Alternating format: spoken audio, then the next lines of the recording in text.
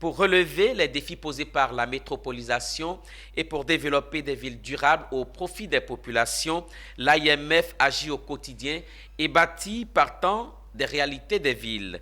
Dans cette optique, le congrès 2022 des maires francophones s'est tenu à Abidjan du 28 au 30 juin. Il a réuni les acteurs et réseaux des villes sur le climat pour une COP des villes prévue pour les 1er et 2 juillet. On retrouve Ange Assemian et Nicolas Angwa.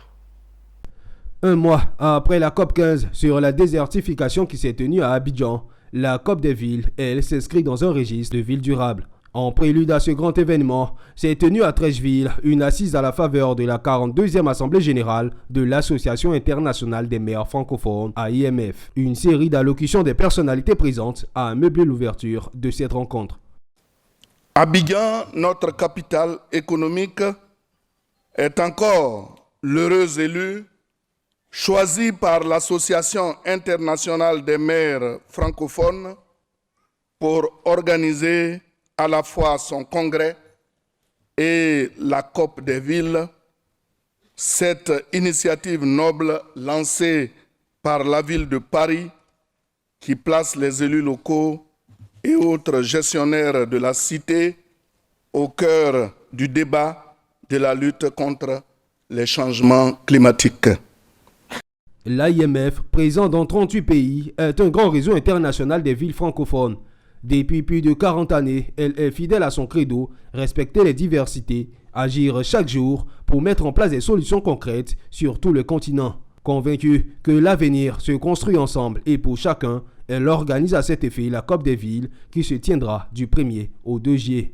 Du concret, des actions, puisque nous sommes là pour décider de programmes très concrets sur tous les continents avec les villes qui sont membres de l'AIMF, le réseau francophone qui est un réseau puissant, qui est un réseau actif, qui est un réseau qui vit très très bien.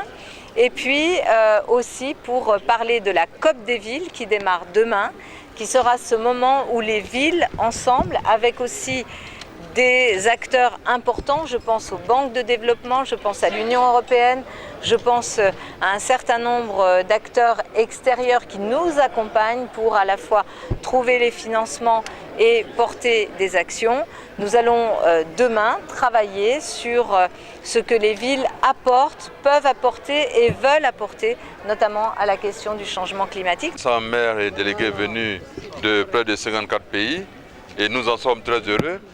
Et l'objectif visé, c'est d'avoir des mesures de conclusion pratiques pour aller sur le terrain, parce que les populations attendent des actions concrètes pour protéger les populations contre les aléas climatiques.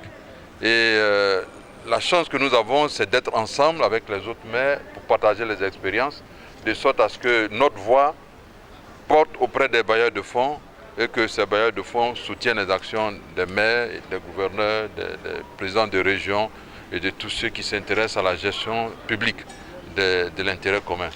Cette 42e Assemblée générale de l'Association internationale des maires francophones a été marquée par une remise de prix de la femme francophone 2022. Notons que plus de 400 participants prendront part à ces COP des villes Abidjan 2022.